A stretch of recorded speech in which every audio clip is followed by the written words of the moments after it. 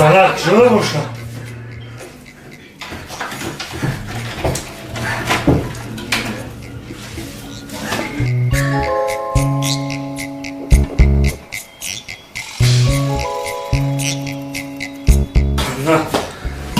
Taşlar oğlum ki ha hukuk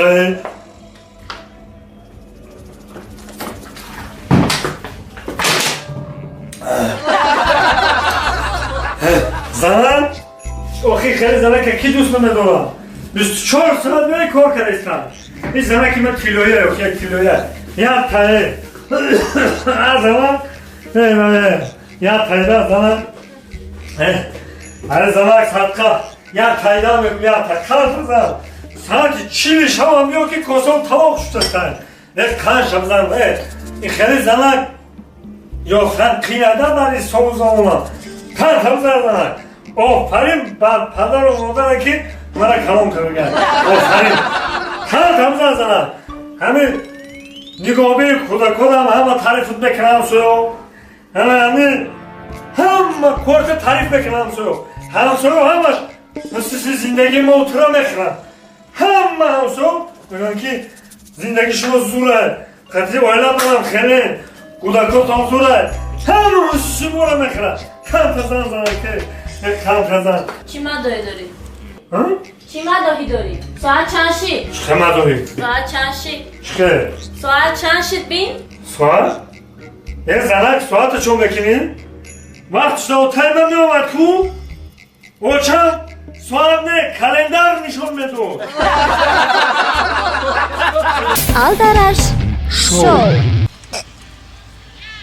خیلی؟ همین قشنگ بود که چند خد دوستم میداری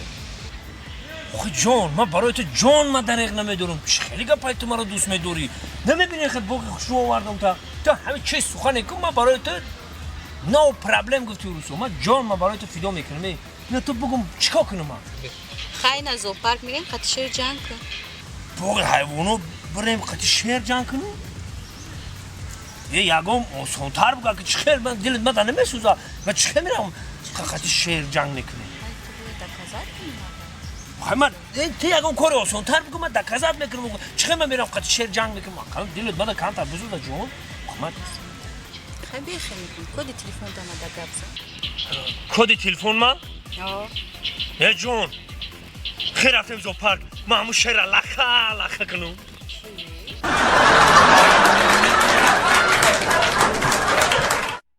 آلدرش شو سلام پر از مهر و محبت نثار شما دوستان عزیز مخلصان گرامی قدر بالا امروز ما در باغ فرهنگی فراغتی استاد ابوالقاسم فردوسی قرار داریم و امروز ما می‌خواهیم که با انا همین سیر و گشت کنندگان همین باغ یک صحبتی آزاد نماییم این طرفگران انا وای هنرمند نیست هنرمند انا وای هنرمند گردون میره پیش میره السلام علیکم این کامera تیاری اوه اکا سلام علیکم هنرمند جوان تئاتر سنگالی کل خلیج سلامت باشید تشکر